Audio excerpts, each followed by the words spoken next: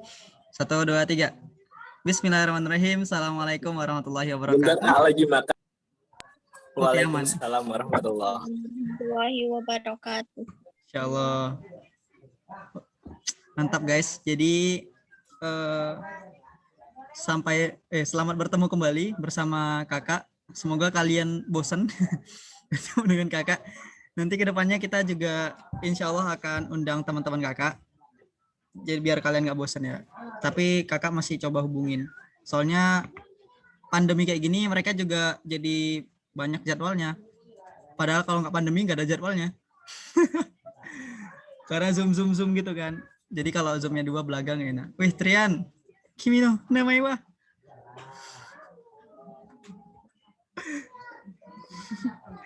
Insyaallah. Oke guys, jadi malam ini kita akan ngapain ya? Sambil dipanggil lah teman-temannya yang belum join. Kasihan soalnya kalau misalnya absen. Nah teman-teman kalau misalnya mau izin aja ke kakak nggak apa-apa gitu. Asalkan pasti nggak pernah kan kakak bilang jangan ya kakak buat absen gitu, nggak pernah. Awas ya kalau izin ya nggak kakak kasih masuk lagi gitu kan. Oke kak nggak apa-apa fine gitu. Nggak pernah sampai kayak gitu kan, kita aman-aman aja. Jadi kalau mau izin. Kalau misalnya ada kesempatan join ya join. Oke guys, kita ini aja ya bagi sharing-sharing bentar kakak. Semoga masih ada PPT-nya. Kita hari ini akan bahas tentang bea cukai. Beasiswa. Bea cukai jadi nak stand dong ya.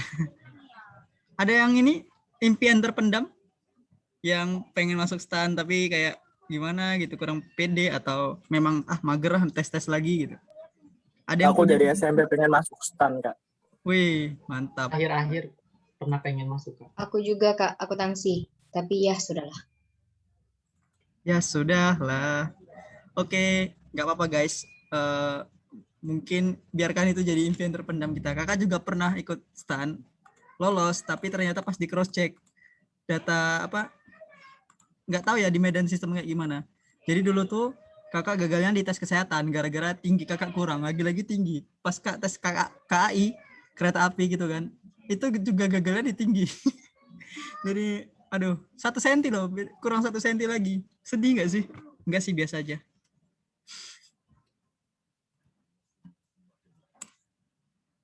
Gitu guys, jadi ya tapi nggak apa-apa lah. Mungkin memang bukan jalannya di sana. Nah, kakak akan bahas sedikit tentang beasiswa ya. Ini mungkin udah tua sih PPT-nya, cuman masih berlaku lah. Biasalah. Rata-rata emang kayak gitu kok, aman insya Allah. Oke, kita share screen. Bismillahirrahmanirrahim. Yang jomblo makin jomblo. Oke guys. Nah, sekarang kita akan ngebahas tentang beasiswa di perguruan tinggi. Nah, ini kakak bahas beasiswa yang dulu, tapi nanti kita akan sinkronisasikan sama yang sekarang. Nah, kalau jenis beasiswa di perguruan tinggi itu kan banyak ya, ada di berbagai kampus yang ada di Indonesia ini.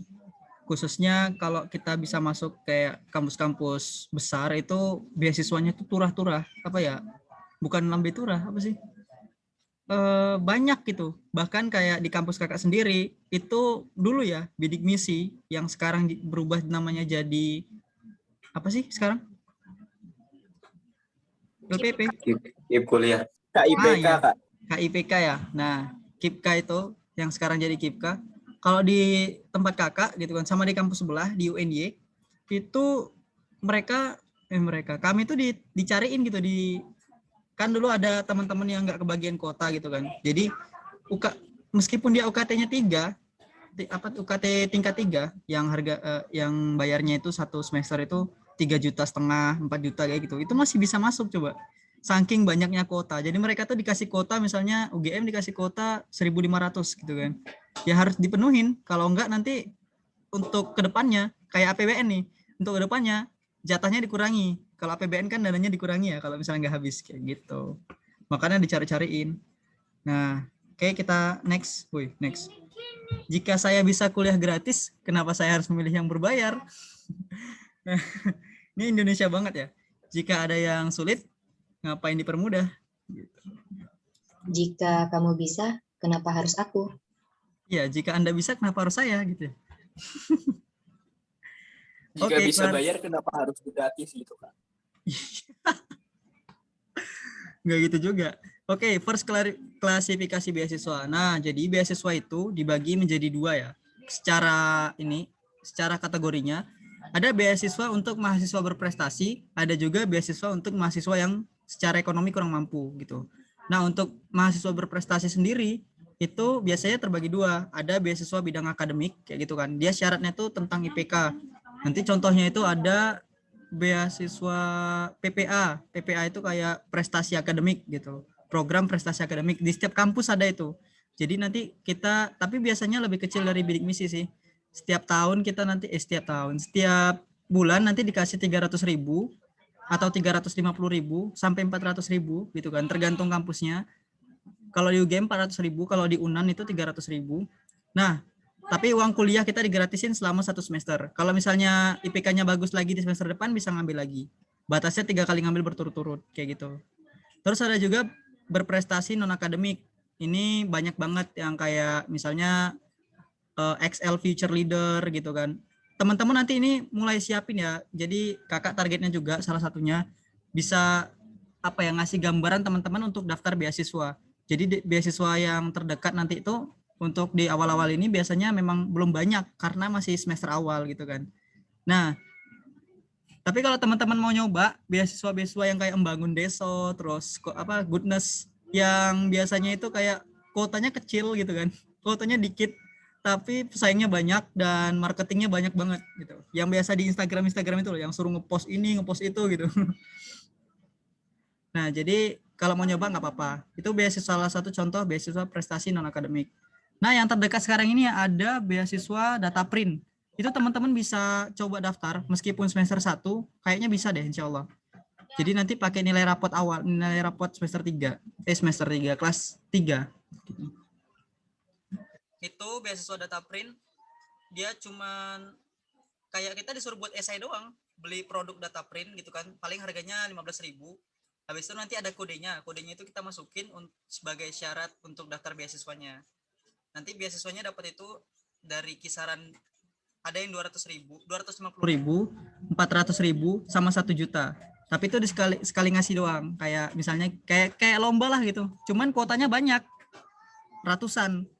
Jadi peluang keterimanya banyak. Kakak juga dulu salah satu penerima gitu. Teman kakak juga gitu. Oke, kita punya 4 Herma. Satu aja udah susah ya teman-teman. 4 deh. Oke, next. Nah, sekarang sumber dana beasiswa. Dari mana sih beasiswa itu gitu kan? Ada 3 sumber. Yang pertama itu dana APBN, pemerintah pusat, ini yang kayak KIPK dan sebagainya. Kemudian dana APBD. Nah, APBD ini juga salah satu beasiswa yang worth it untuk diperjuangkan teman-teman. Biasanya karena kayak misalnya kita putra daerah gitu kan, beasiswa Purwokerto ada nggak ya? Mungkin ada. Nanti coba aja tanya sama yang kakak tahu tuh di Kediri. Kediri itu ada namanya beasiswa Genota. Terus di Sumatera Utara juga ada beasiswa daerah Sumatera Utara gitu.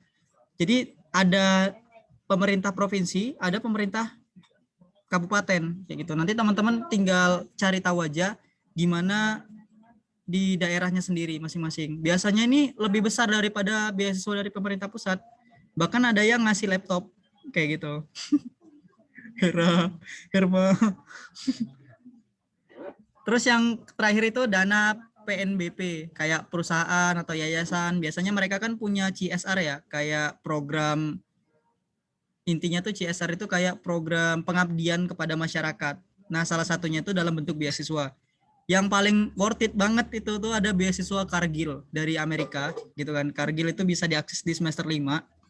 Kalau teman-teman dapat itu auto kaya karena dapatnya $2.000 dikasih setahun, terus habis itu biasa aja lah Trian. Terus habis itu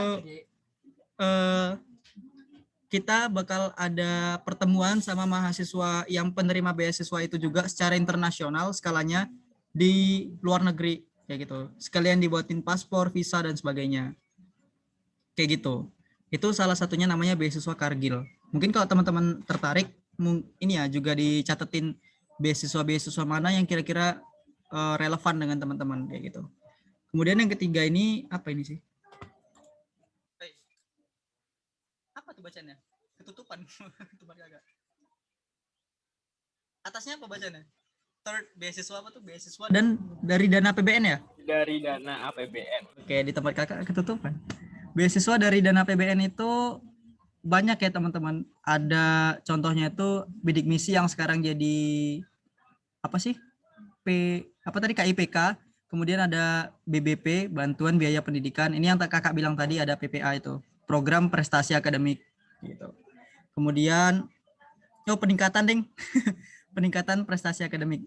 Kemudian ada afirmasi dikti. Nah, kalau adik ini khusus untuk mahasiswa dari Papua.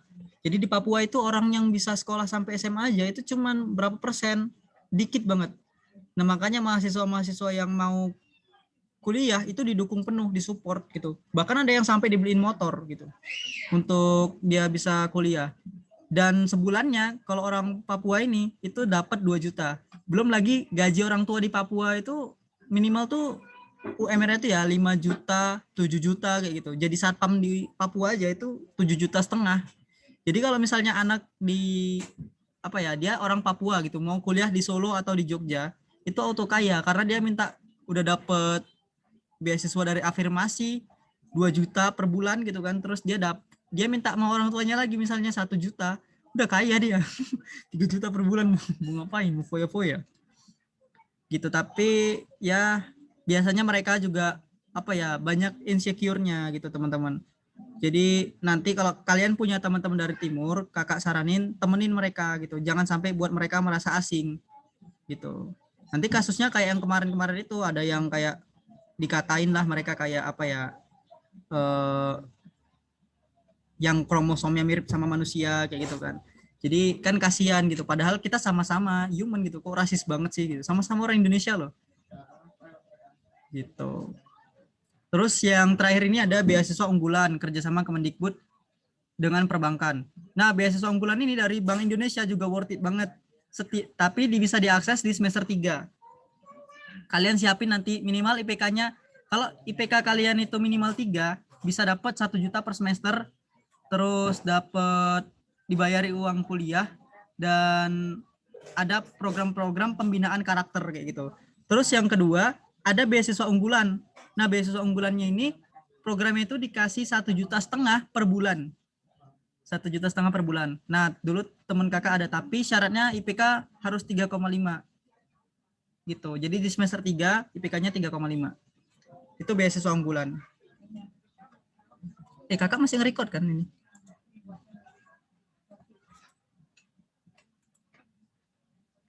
Oke, sorry guys. Nah, ini ada, kalau ini udah berubah ya. Ini PPT lama banget, PPT kakak dulu saat sosialisasi. Nah, ini sekarang jadi KIPK. Itu dapat biaya pendidikan. Biaya pendidikan itu UKT. Terus ada biaya hidup, sekarang jadi 700.000 per bulan selama 4 tahun. Kemudian ada akomodasi biaya transportasi keberangkatan dari wilayah asal ke wilayah kampus tujuan.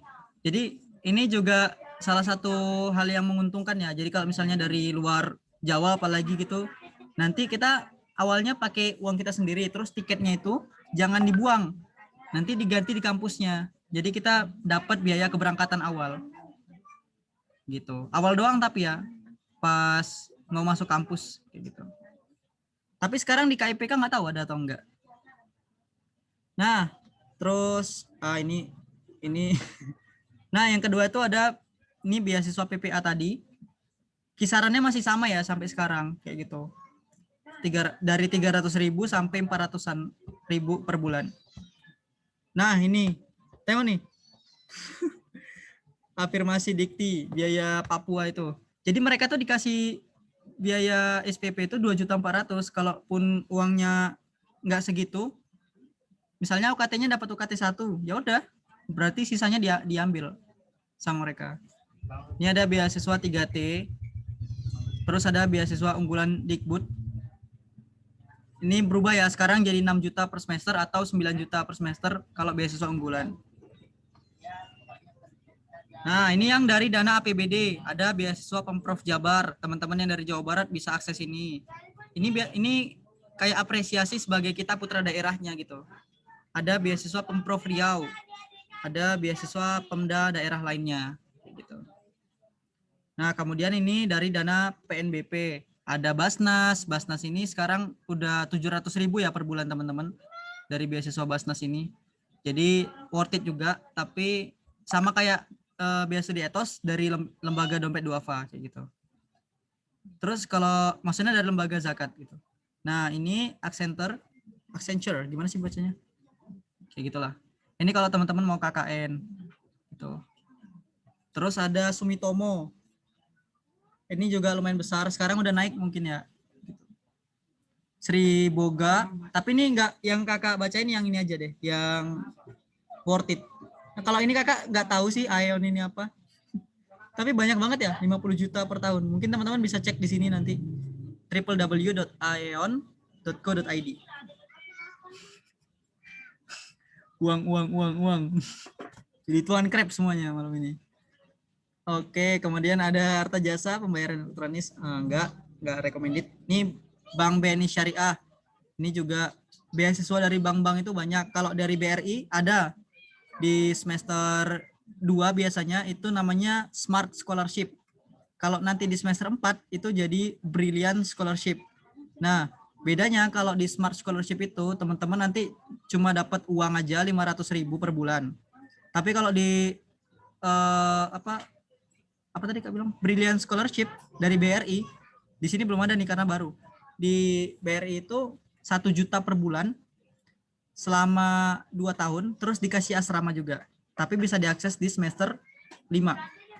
Semester 4 syarat-syaratnya, semester 5 nanti kuliahnya. Gitu. Ada juga dari BCA. Sekarang udah besar ya, nggak 200.000 lagi. Bank Mandiri, terus BRI. Nah, BRI sekarang udah 500.000 per bulan.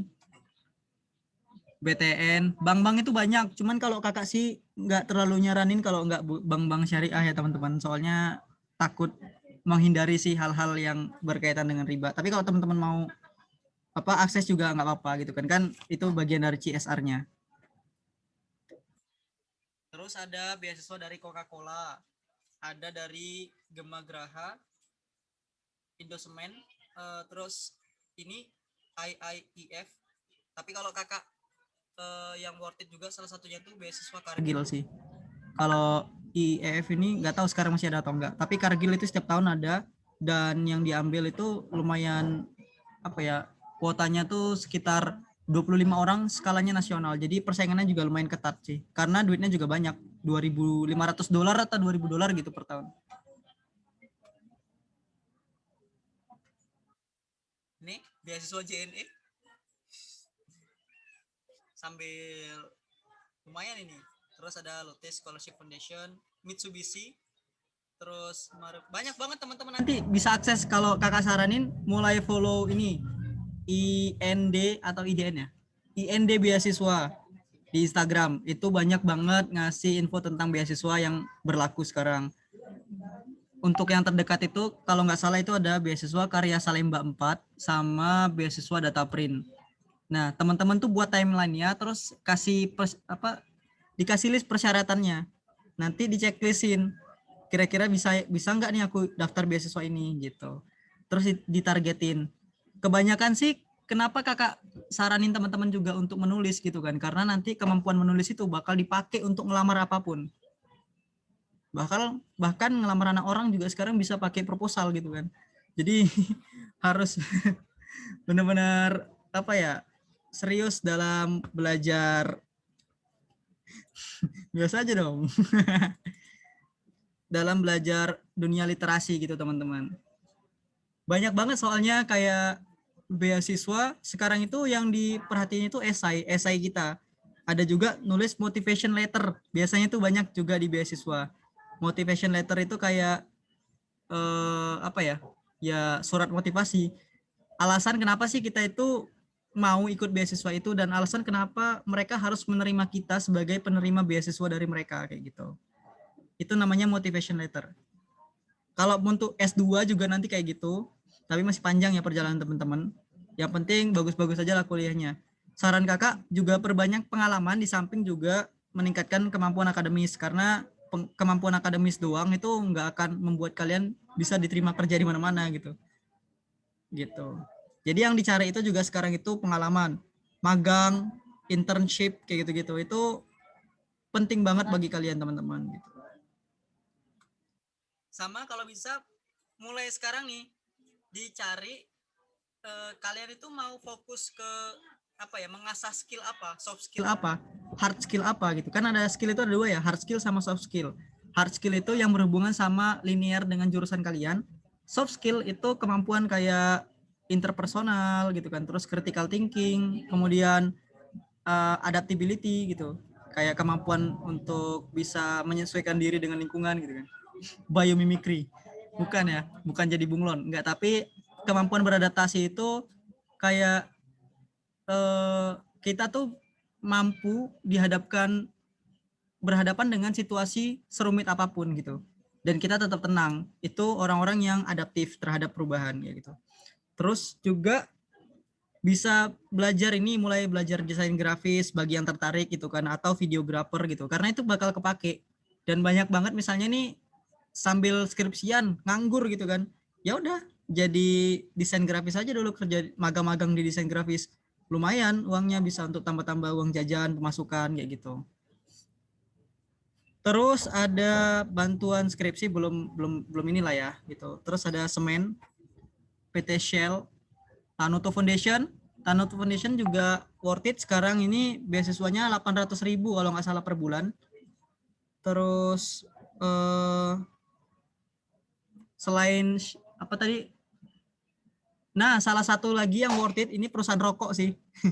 Namanya Sempurna Foundation. Sempurna Foundation itu setiap satu semester kalian akan dapat sebesar 11 juta. Jadi per bulan itu dikasih 1 juta, cuman ngasihnya itu di awal atau di akhir. Jadi pas bulan ke-6 atau bulan pertama nanti itu dapat 11 juta, itu bisa diakses di semester 3.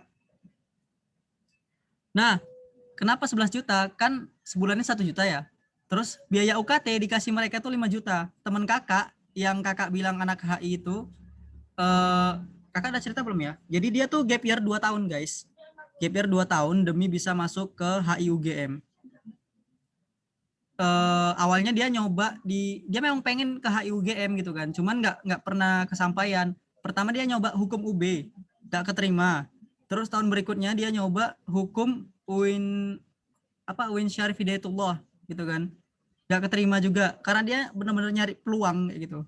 Terus tahun berikutnya udahlah ini terakhir, habis-habisan gitu kan, dia sambil kerja jadi kasir di Indogrosir kayak Indomaret gitu.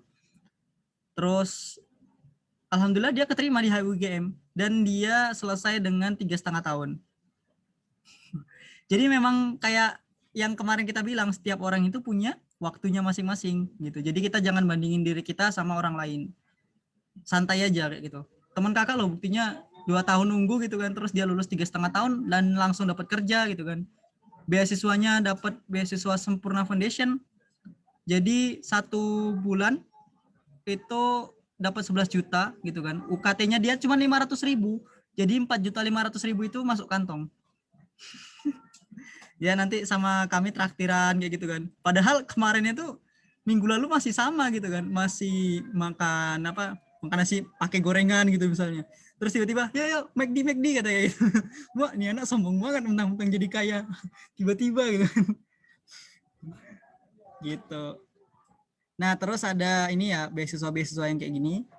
Yayasan ASY, terus Goodwill, banyak banget serius. Kalau misalnya males lah kuliah, nggak ada biaya gitu, itu primitif banget sih kalau kakak bilang pikirannya gitu, karena dia belum tahu aja, belum lihat, belum search, belum belum explore lebih tentang beasiswa yang ada di perkampusan. Banyak banget, mau kampus apapun itu gitu. Bahkan yang kampus-kampus kayak kita juga nggak tahu namanya gitu kan, kayak politeknik apalah, politeknik inilah gitu kan, itu sebagian besar udah bermitra sama Pertamina gitu.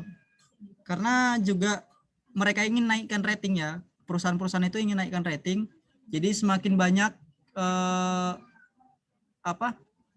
kampus yang mereka tolong itu namanya semakin naik gitu. Jadi kayak semakin mudah dapat pertolongan dari pemerintah gitu. Jadi kalau mau cairin dana atau mau buat izin untuk membangun sesuatu itu jadi salah satu kemudahan bagi mereka ketika CSR mereka tuh banyak. Nah, ini ada pelayanan kasih ibu, bukan ya, kasih AA Rahmat. Nggak kenal sih siapa. Kayak gitu. Nah, ini yang banyak itu Yayasan Salim, namanya Beasiswa Karya Salemba 4. Ini juga mitranya juga banyak per bulan. Ini cuma 1 tahun. Kalaupun kalian udah dapat bidik misi atau dapat beasiswa lain, itu boleh daftar ini. Karena ini sifatnya itu kayak apresiasi. Jadi ini dapat 700.000 per bulan. Gitu. Yang tadi yang Yayasan Kader Surau BRI itu juga boleh double ya teman-teman. Jadi kalau misalnya udah dapat KIPK juga boleh dapat itu beasiswa Kader Surau.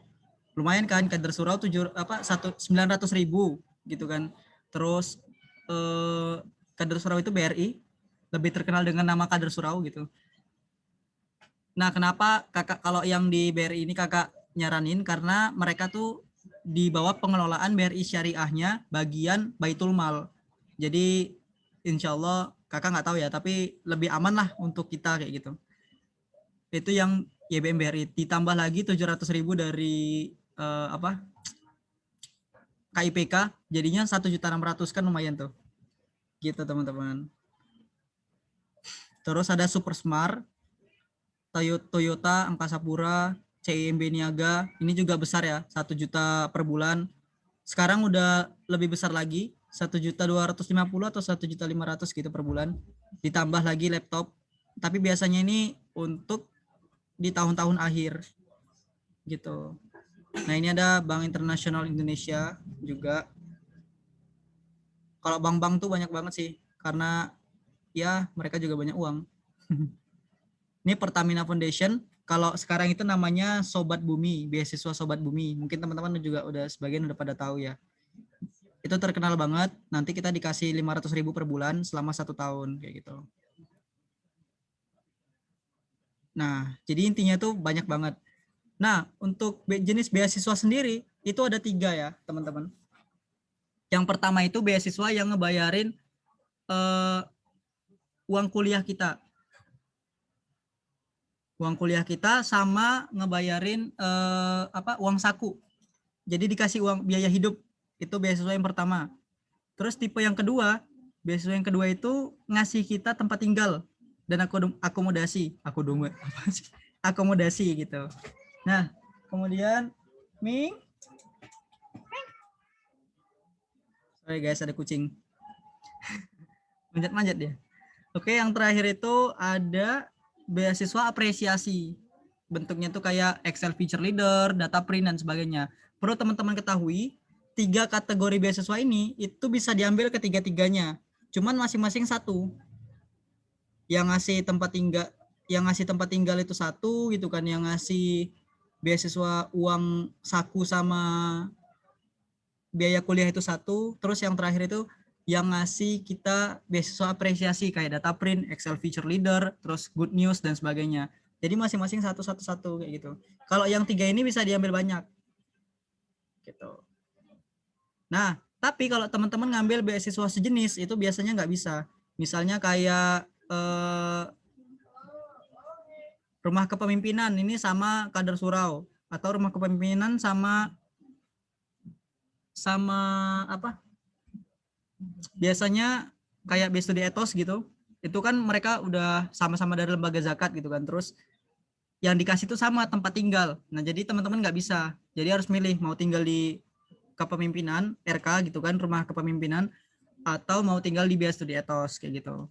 Nah, kalau Biaya Studi Ethos itu bisa didapati dari semester 1. Kalau RK ini bisa di semester berapapun. Meskipun kita orang kaya juga bisa ikut ini gitu. Karena ini sifatnya apresiasi juga sih. Nah, di RK ini biasanya banyak aktivis-aktivis yang tinggal di sini.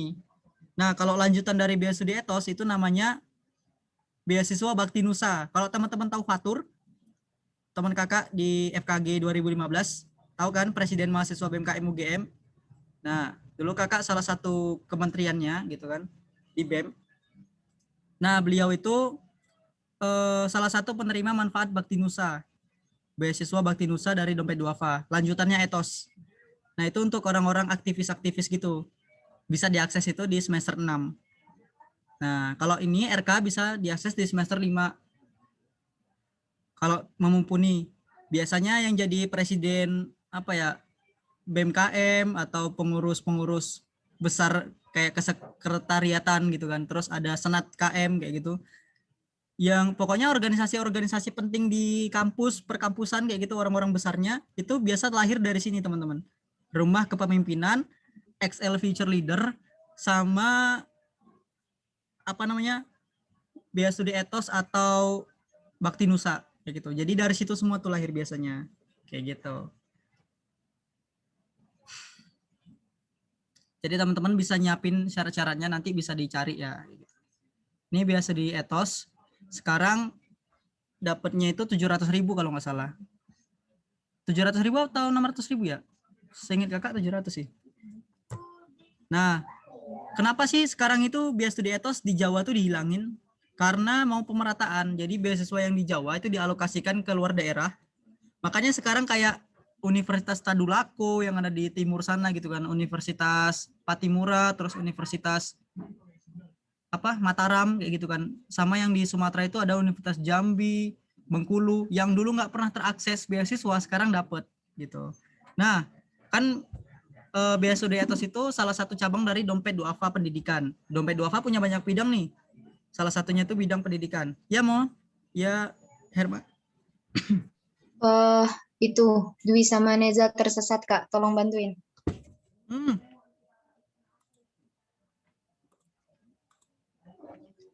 Ntar ya, breakout room mana?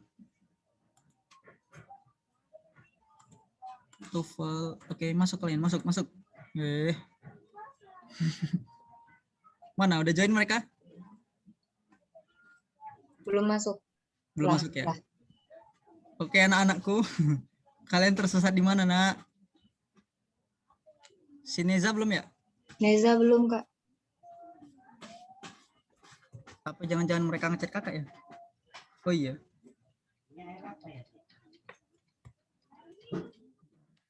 Bentar ya guys, kita masukin dulu ke zona kita.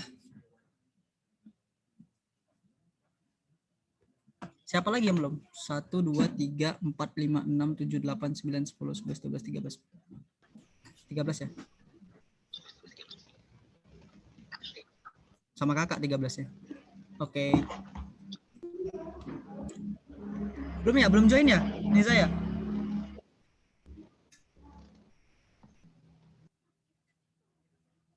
Nah, teman-teman yang mau nanya beasiswa nanti di ini ya, disiapin. Soalnya ini kakak juga alhamdulillah lumayan ngerti tentang beasiswa. Karena kakak dulu pas di kuliah itu nerima 4 beasiswa kayak gitu. 5 sama data print. Jadi nanti teman-teman bisa tanya. Lumayan lah. Biasalah gitu. Seenggaknya nggak ngerepotin orang tua gitu. Jadi dari dulu tuh kayak orang tua kakak percaya bahwasanya kuliah itu nggak mahal, padahal anak-anak tetangga yang kuliah di swasta aja gitu kan, itu padahal di sini gitu kan, itu kok minta kirimin uang terus gitu. Pas kakak di sana kok enggak gitu kan, pas di awal-awal dulu sampai semester 8 lah. Ya udah, terus pokoknya orang tua kakak tuh sampai sadar bahwasanya uang kuliah sebenarnya kuliah itu mahal atau enggak sih gitu. Di UGM, padahal teman kakak itu habisnya ratusan juta guys untuk biaya hidup selama kuliahan. Tapi ya gitulah. Belum ya, belum join ya?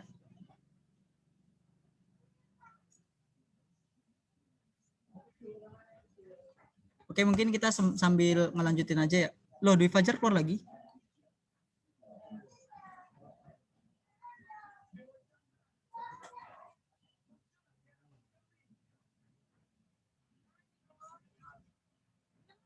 With me to come home.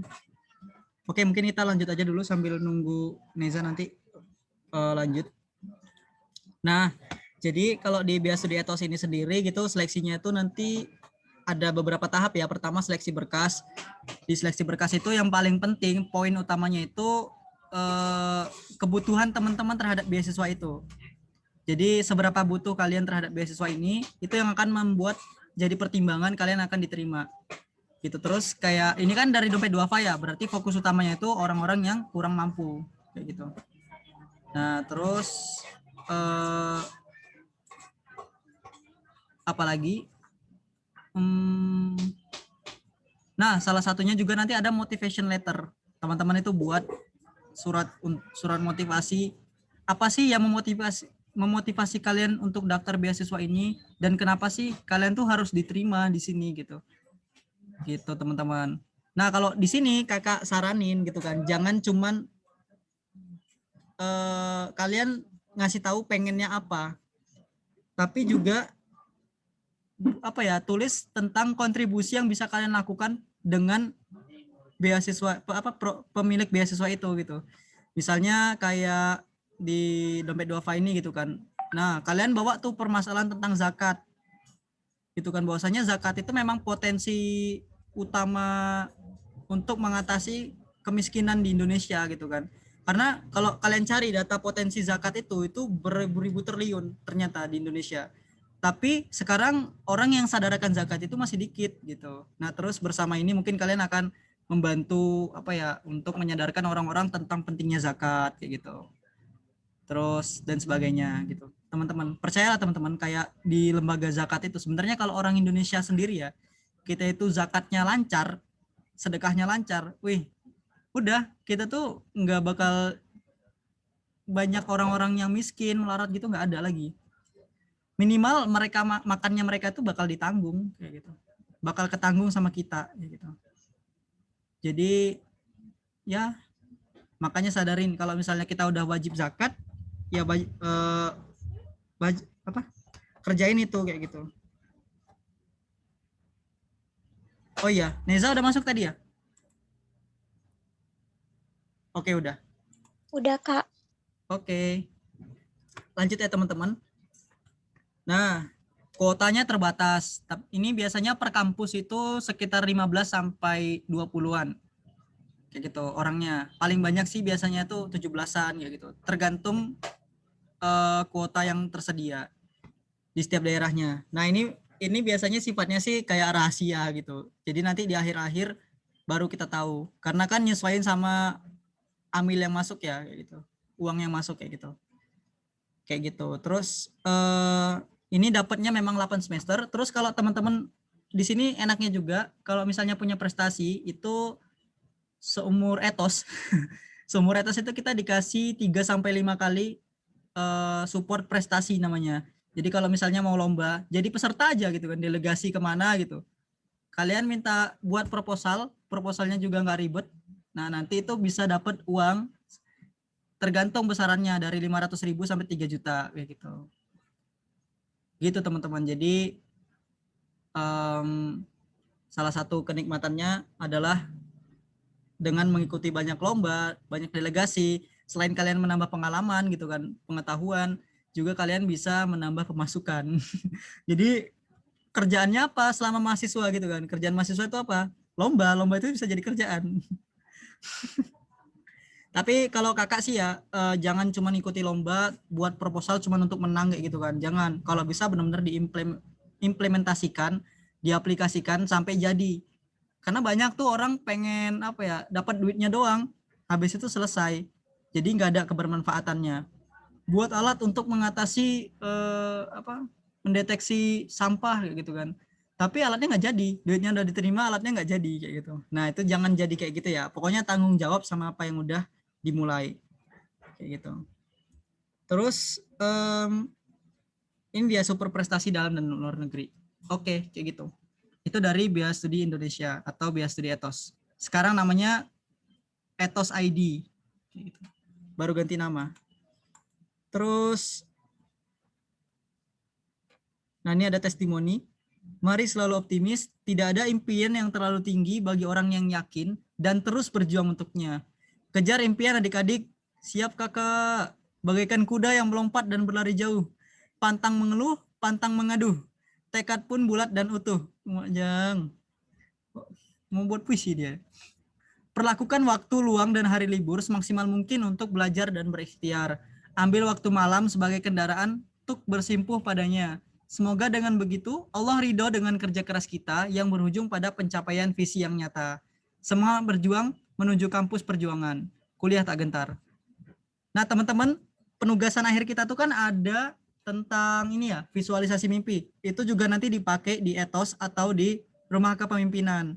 Jadi kalau teman-teman udah punya itu, jadi udah punya modal nih. Misalnya daftar itu lagi, udah nggak perlu pikirin buat video visualisasi mimpi.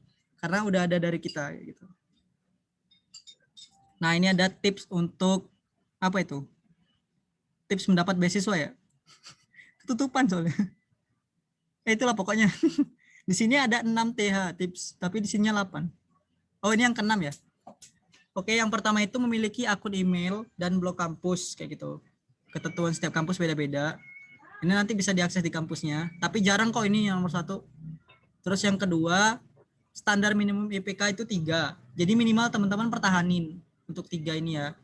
Kalau di dunia kerja itu 2,7 sih, tapi kalau di beasiswa biasanya minimal 3.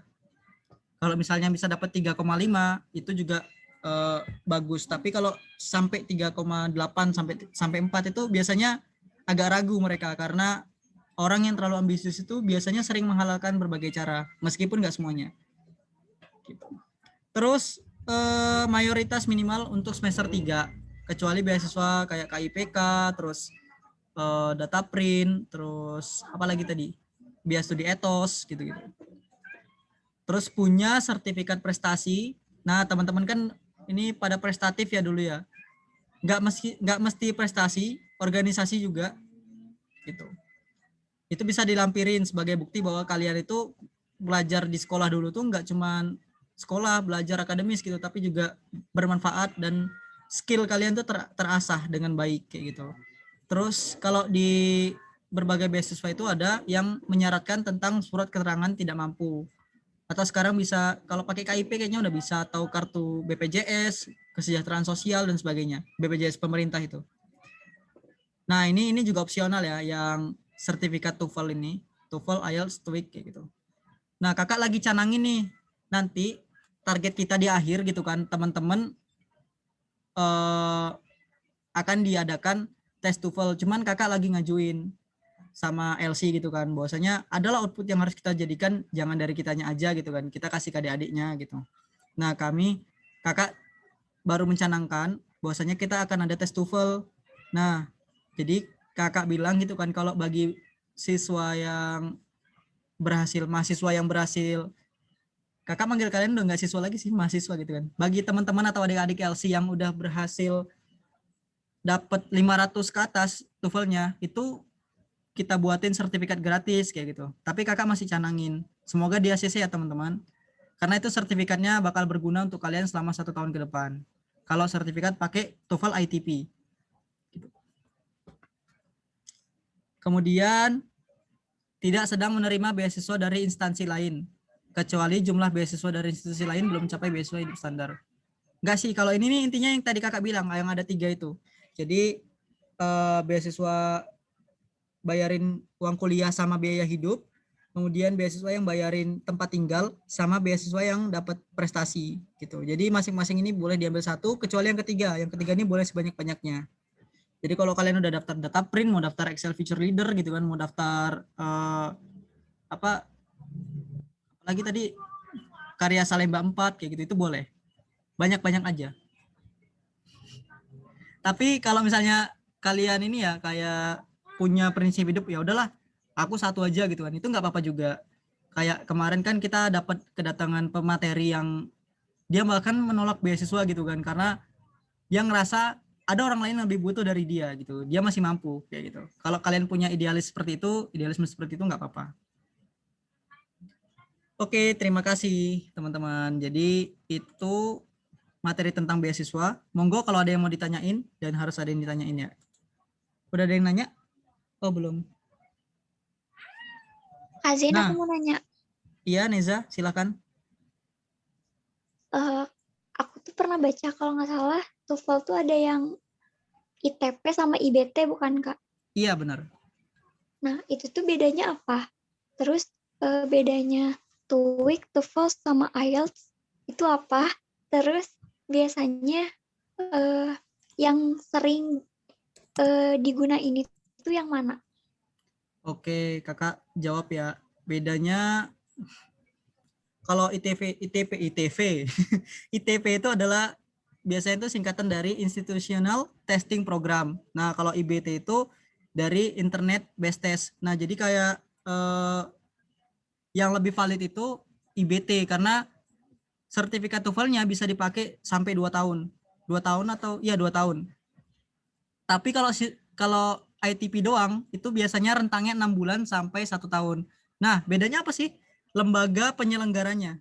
Kalau IBT itu biasanya dari memang apa ya sudah terakreditasi. Tapi kalau ITP itu lembaga-lembaga English course yang biasanya masih newbie atau baru kerjasama sama siapa? Sama kampus-kampus kayak gitu. Nanti di kampus-kampus itu banyak kayak gitu. Dan harganya lebih murah pastinya. Kalau TOEFL itu 1 jutaan, tapi kalau apa ITP, TOEFL ITP gitu kan, itu cuman 100 ribuan kayak gitu atau sampai 200 ribu rentangnya. Kayak gitu teman-teman. Tapi kalau misalnya lebih valid, biasanya untuk daftar beasiswa luar negeri itu butuh TOEFL IBT. Kalau ITP itu biasanya cuma bisa dipakai untuk daftar beasiswa di Indonesia atau daftar apa persyaratan-persyaratan untuk magang atau segalanya kerja gitu kan di Indonesia selama berlakunya itu selama 6 bulan sampai 1 tahun kayak gitu. Nah, kalau TOEFL, TOEIC sama IELTS itu kalau TOEIC apa ya? Bentar. Kakak cari TOEIC. Kalau kakak TOEFL sama IELTS tahu gitu. Oh, intinya tuh TOEIC itu mirip-mirip sama IELTS. Nah, kalau di TOEFL itu kita cuman belajar cuman tesnya itu cuman 2, cuman 3. Reading gitu kan, reading comprehension. Jadi kita dikasih teks panjang banget. Nanti kita suruh cari pertanyaan apa ya? Kita suruh jawab pertanyaan yang ada dari teks itu.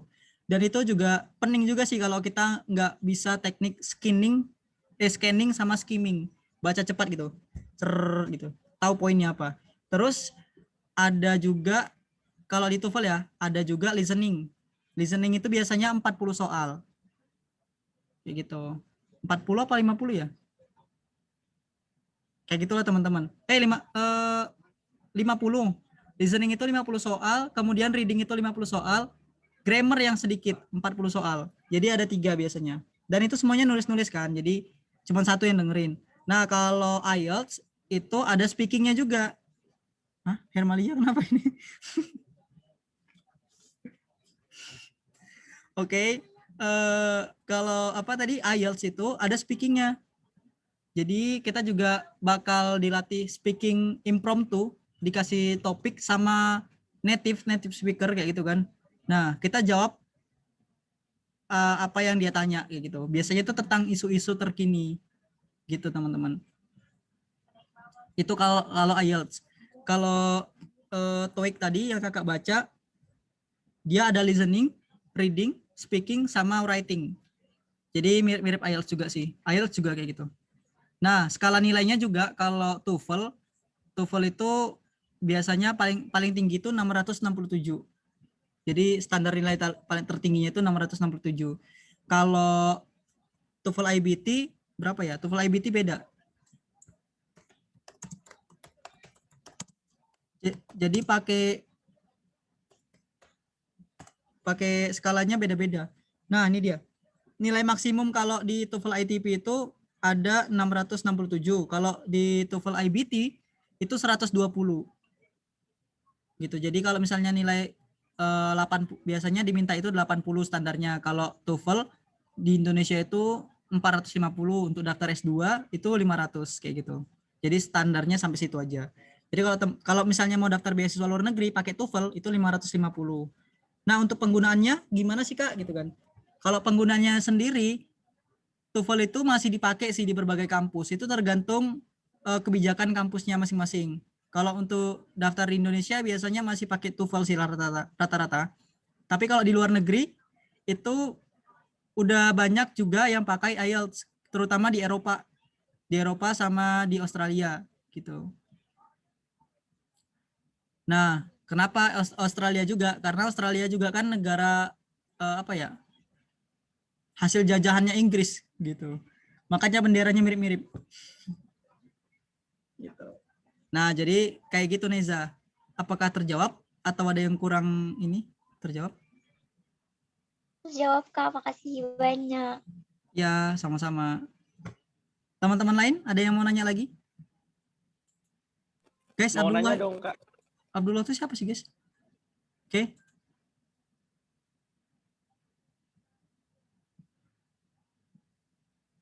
Ya, Gilang, gimana Gilang? Mau nanya tentang yang etos itu Kak. Kan kebetulan di Unsut itu menjadi salah satu mitra DD Jateng. Nah, di salah satu syaratnya itu harus ada membuat esai. Ya. Gitu. Kalau di angkatan Kakak membuat apa enggak, dan itu tips untuk agar esai kita itu dipandang berkualitas sama mereka itu gimana?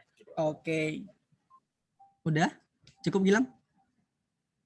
Satu lagi, apakah benar ada, maksudnya ada survei langsung ke rumah gitu, merekanya datang ke rumah gitu?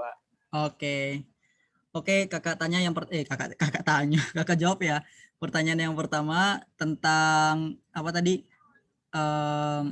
Tips untuk, Maul. Memang Maul ini paling beda ya.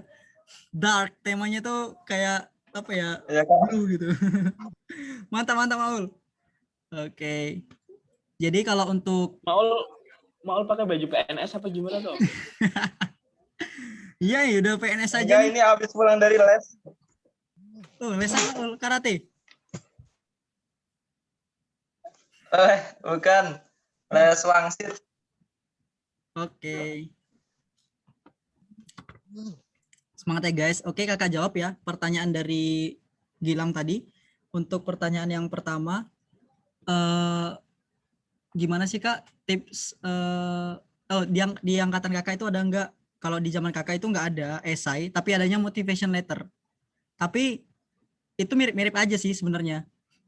Konten yang tema yang mereka sediain ada enggak, Gilang? Ada Kak, ada. Apa temanya apa? Kalau di Jateng? Apa ya? Kalau di Jateng itu komitmen atau rencana dalam membangun desa gitu. Oh. Pokoknya membangun desa gitu deh. Oke, jadi ini juga salah satu tips ya teman-teman. Teman-teman tuh nggak usah terlalu mengunggulkan prestasi. Tapi kalau di lembaga zakat kayak gini, unggulkan kontribusi. Jadi yang dicantumin itu nanti di tulisannya gitu kan. Apa yang sudah kamu lakukan untuk Indonesia, khususnya untuk desa kayak gitu. Itu yang pertama. Kemudian seberapa efektif yang kamu lakukan itu. Dampaknya itu, impact-nya itu terasa nggak sama orang-orang di sekitar. Kayak gitu. Jadi itu juga ditulisin, itu jadi bahan penguat. Kemudian prestasi boleh, tapi prestasi yang ada nilai kontribusinya. Gitu. Kemudian bentar, ada berikut, nggak ada. Nah, kemudian untuk tadi lagi juga ada, kita ngasih penekanan bahwasanya dengan kita berada di beasiswa ini, kita bisa memberikan kontribusi apa.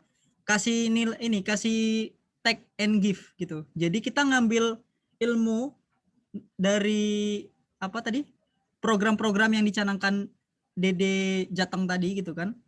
Nanti kita akan mengaplikasikannya dalam bentuk feedback ke masyarakat gitu. Nah, apa yang mau Gilang lakuin? Misalnya bangun TPA. Misalnya, jadi hal-hal sederhana itu boleh teman-teman. Tergantung kebutuhannya. Yang kayak kakak bilang itu kan. Cahaya itu dibutuhin sama orang tergantung kondisi kegelapannya. Jadi misalnya lilin yang redup sekalipun itu sangat berguna bagi mereka yang berada dalam tempat kegelapan kayak gitu. Gelap banget itu, lilin itu jadi sangat bermanfaat bagi mereka untuk menuntun mereka keluar dari sana. Nah, kalau di sini misalnya Gilang melihat nih kan bahwasanya wah di sini anak-anak sudah mulai apa ya, rusak karakternya kayak gitu kan di desa Gilang.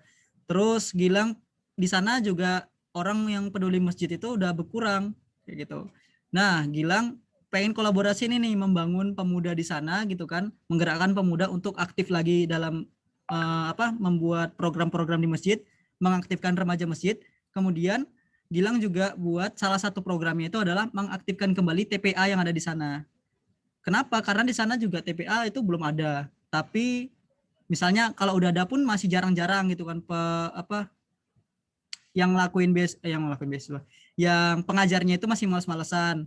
Nah, nanti Gilang kasih solusi untuk masalah itu kayak gitu. Jadi hal-hal kecil aja. Atau di desa Gilang itu potensinya itu petani. Tapi nggak ada wadah bagi petani ini untuk teredukasi gitu. Jadi mereka jualnya itu dong-dongan. Misalnya si petani A itu nanam ubi gitu kan, petani B nanam ubi juga, dijual di pasar, di petani C juga nanam ubi gitu kan, sampai petani F semuanya nanam ubi, dijual di pasar yang sama, kan harganya jatuh tuh. Nah, Gilang edukasi ini tuh ke warga gitu kan, untuk ngebuat kelompok tani misalnya, peduli tani atau kayak gimana lah gitu kan. Jadi pokoknya kalau kakak saranin sih bisa dianalisis dari dua hal. Pertama dari masalah yang ada di sana, di desa. Yang kedua itu dari potensi yang dimiliki desa itu. Nah, kita kembangin dari dua hal itu. Gitu. Apa yang Gilang tuliskan di esai itu adalah menjawab permasalahan yang ada di desa Gilang. Atau desa mana yang mau Gilang tuju. Kayak gitu. Misalnya desa Gilang ngerasa desa Gilang itu bagus dalam hal kayak gini gitu kan. Nah, tapi ada desa sebelah yang menurut Gilang itu nggak efektif gitu kan penerapan ilmunya kayak gitu. Nah, bisa tuh Gilang bawa apa program yang ada di desa Gilang ke desa sebelah kayak gitu. Gitu sih Gilang. Mungkin itu dari kakak. Gimana, terjawab atau ada yang belum dijawab ya? Yang tadi Kak, yang survei ke rumah itu beneran Oh ada iya, langsung nggak? survei ya. Kalau survei ke rumah itu bener sih teman-teman gitu kan. Tapi biasanya kalau terlalu jauh dari DD-nya nggak disurvei. Jadi mengandalkan kepercayaan kita. Tapi kalau misalnya kayak kakak dulu kan, kakak kan daftarnya di Jogja ya. Berarti masuknya ke wilayah DD Jogja. Tapi kakak di Medan. Nggak mungkin dong mereka terbang ke Medan untuk nyurvei doang kayak gitu. Nah, tapi kalau misalnya teman kakak yang di Klaten, dari Jogja ke Klaten itu sekitar 1 jam gitu kan, itu masih di survei, dikunjungi kayak gitu, dilihat benar nggak sih datanya valid nggak gitu kan. Terus juga bukan cuman kita sih biasanya yang ditanya, tapi keluarga kita atau tetangga kita gitu. Misalnya nih ada nih orang gitu kan, rumahnya bagus tapi dia nggak punya keluarganya itu yang hidupin dia tuh cuma ibunya misalnya gitu, itu juga bisa keterima gitu. Atau dia rumahnya jelek gitu kan, keluarganya utuh tapi ternyata dia nggak bohong gitu kan, cuman dia ternyata punya lembu 60 ekor gitu kan, kambing 120 ekor, itu nggak berhak untuk dapat beasiswa gitu. Soalnya itu kasusnya pernah terjadi teman-teman gitu. Jadi dia ngakunya orang susah gitu kan. Nah, kok ada ya orang mengaku orang susah gitu. Nah, dia ngaku orang susah gitu kan, SKTM-nya dipalsuin gitu. Jadi nggak ada, sebenarnya itu bukan SKTM asli, terus dipakai scan-nya tuh dipalsuin lah pokoknya. Kemudian pas dicek ke rumah gitu kan, tetangganya bilang, oh iya dia memang rumahnya kecil tapi dia punya kandang kambing paling besar di sini gitu, 120 ekor, terus lembunya 60 ekor gitu. Walah ini agen. Kayak gitu. Jadi dia tidak belum berhak untuk, maksudnya ada orang lain yang lebih berhak untuk mendapatkan beasiswa itu gitu. Gitu sih Gilang. Jadi salah satu hal yang paling berpengaruh itu nanti esai kita.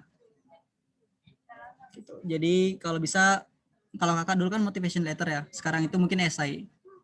Jadi kalau bisa dibagusin di situ. Kalau teman-teman juga mau konsultasi gitu kan, udah buat esai nih kak gitu kan, terus kasih ke kakak gitu untuk diedit atau dikoreksi gitu kan, kira-kira apa yang belum, apa yang kurang kak, apa yang lebih, itu boleh banget ya. Jadi kakak terbuka banget sama teman-teman. Tinggal teman-teman lagi nih, kalau misalnya mau ayo, yuk kakak juga bisa lebih aktif gitu. Jadi santai aja. Oke, mantap. Tuh Gilang ngasih hati tuh. Ayo teman-teman, ambil hati Gilang biar dia nggak bisa ini ngolah racun lagi.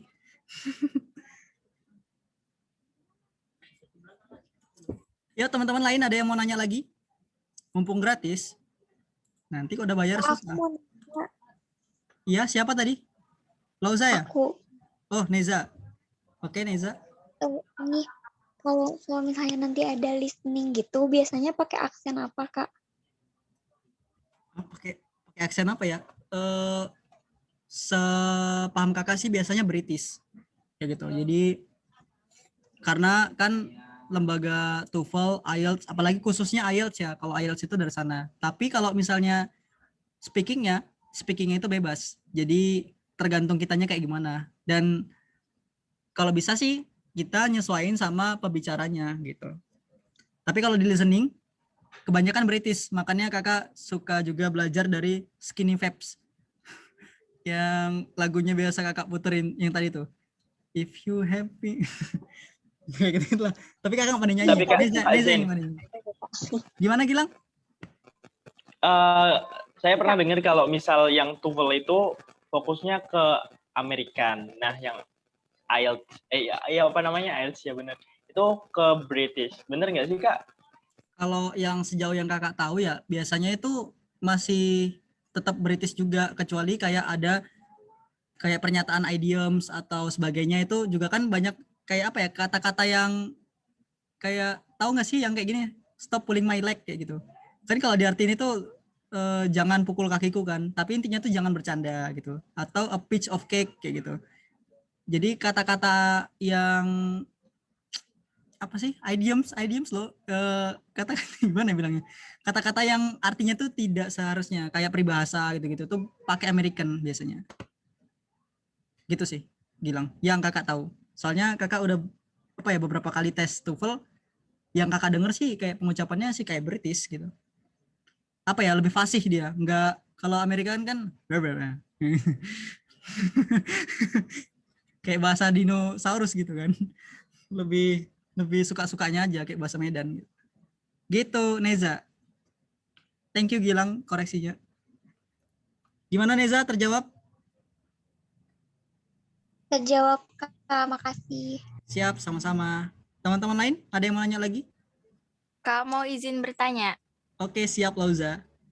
Terus kalau misalnya gitu ya, lolos beasiswa gitu, salah satu beasiswa, nah kan suka ada wawancara. Nah, tips bagaimana gitu yang harus kita lakukan saat wawancara supaya keterima gitu beasiswa itu misalnya. Benar. Apalagi Lauza di ITB ya. Di ITB tuh banyak banget beasiswa. Khususnya itu teman-teman di semua yang ada di sini itu bisa mengakses beasiswa, namanya juga beasiswa aktivis Salman. Itu dari Masjid ITB. Nah, mungkin udah ada yang pernah mengakses atau belum, kakak nggak tahu. Nah, itu nanti di beasiswa itu yang paling penting itu adalah di bagian esai kita, terus yang kedua di bagian wawancaranya. Nah, wawancara ini benar-benar penentu banget. Ketika teman-teman lulus wawancara, tes kesehatan ataupun apapun itu udah bakal insya Allah udah aman lah gitu. Nah, di wawancara ini tipsnya itu adalah teman-teman kalau bisa mengetahui tentang lembaga pewawancara teman-teman. Misalnya teman-teman daftar di beasiswa Dompet Duafa gitu kan. Teman-teman cari tahu apa sih Dompet Duafa Jateng itu, tapi jangan dihafalin. Teman-teman baca aja kalau kakak saranin, karena itu bakal ketahuan banget ketika kita ngebaca. Kita nyiapin teks nih di depan sini nih. Nah, kita baca gitu kan. Nah, kalau mau nyiapin poin-poinnya aja. Dan itu pun kalau bisa jangan terpaku sama yang ada di sana. Gitu. Jadi pertama kita harus mengetahui lembaga penyelenggaranya gitu kan, informasi tentang lembaga penyelenggaranya. Yang kedua, biasa itu kita tuh jangan kayak terlalu overqualified gitu. Jadi kadang-kadang kita ditolak itu karena kita terlalu bagus untuk mereka gitu. Jadi kalau kita terlihat terlalu sama kayak biasanya ada juga tuh kalau di XL Future Leader, salah satu seleksinya itu ada FGD, Focus Group Discussion.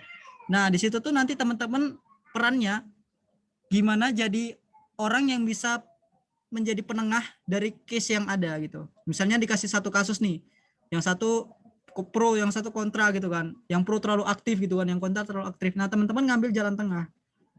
Jadi intinya tuh ya malah yang keterima itu orang yang bisa yang tidak terlalu ngerasa sok tahu semuanya gitu.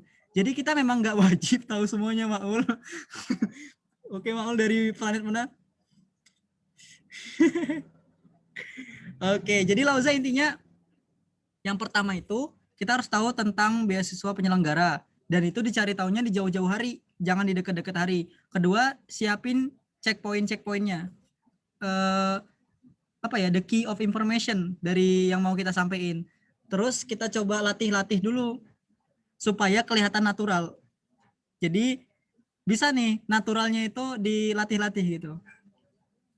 Nah, contohnya apa? Misalnya pertanyaan yang sering keluar itu kayak kenapa sih kamu milih beasiswa ini gitu kan? Terus apa sih alasan kuat bagi kami agar kami bisa menerima kamu? Nah, di situ tuh berarti kita ceritain keunggulan kita atau ceritain juga kelemahan kita, tapi kita kasih bagaimana solusi mengatasi kelemahan itu. Ini juga tips ya teman-teman. Kan ditanya tuh, coba sebutkan 3 keunggulan dan kelemahan kamu. Nah, di keunggulan kita tuh nggak usah terlalu meninggi. Kasih aja keunggulan yang kira-kira kayak saya bagus di dalam time management kayak gitu kan. Saya orangnya terstruktur. Nah, terus kasih tahu contohnya. Salah satu contoh terstrukturnya itu apa? Kayak gitu. Saya orangnya terschedule gitu kan. Jadi setiap pagi saya membuat jadwal gitu kan yang akan saya lakukan di hari ini kayak gitu. Misalnya kayak gitu.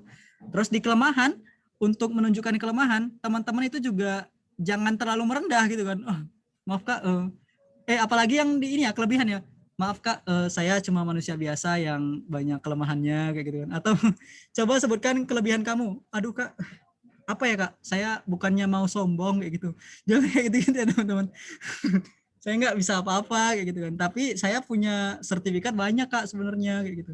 Itu kan ini anak maunya apa sih gitu. Bertele-tele banget ngomongnya gitu. Jadi intinya to the point aja.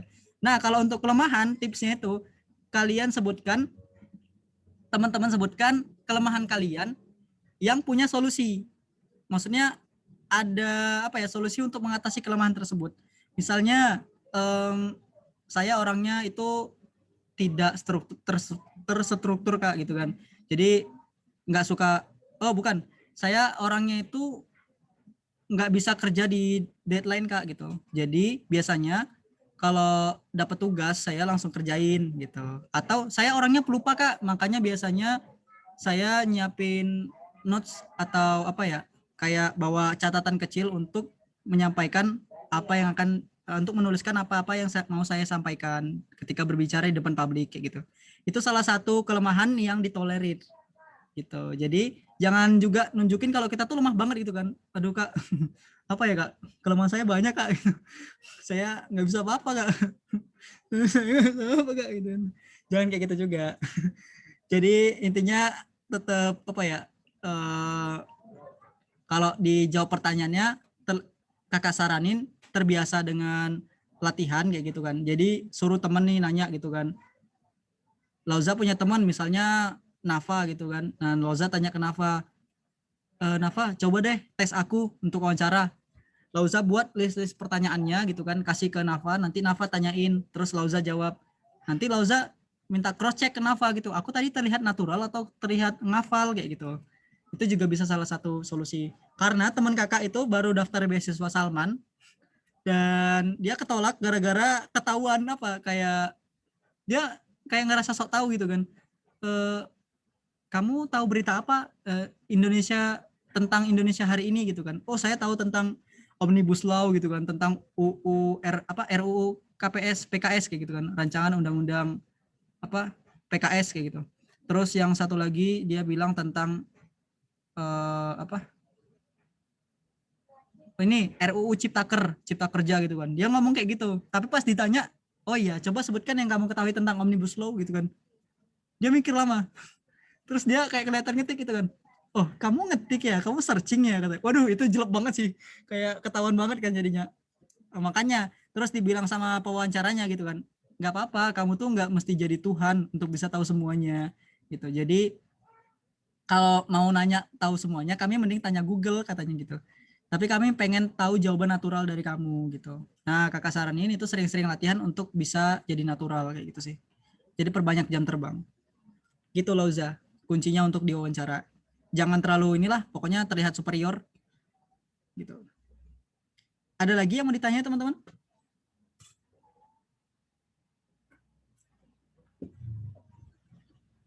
Cukup ya untuk beasiswa? Ntar kalau mau tanya langsung aja ke kakak juga nggak apa-apa ya.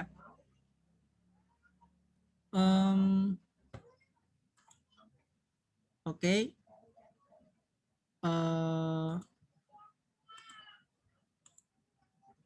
Bentar ya teman-teman.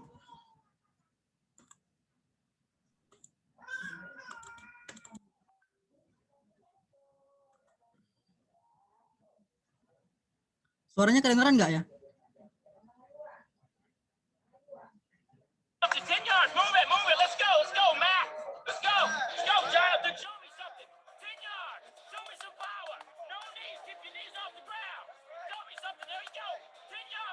Kedengeran kah suaranya? Kedengeran kan? Kedengeran. Oke. Kira nggak kedengeran.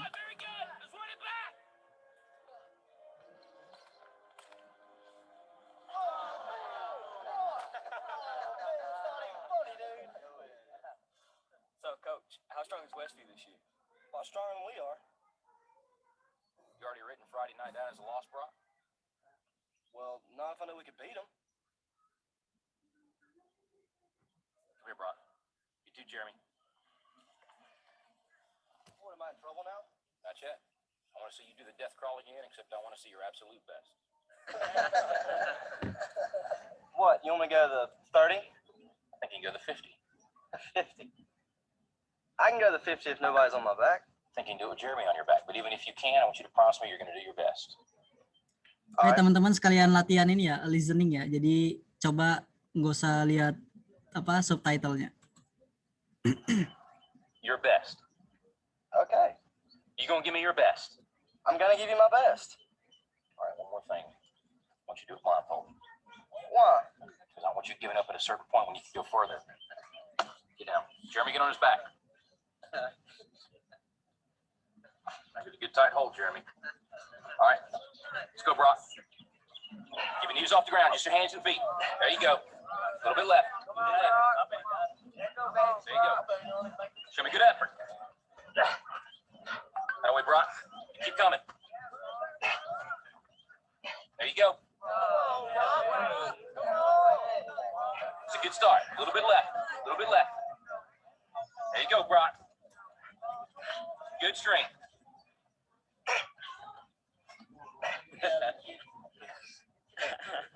That's it, Brock.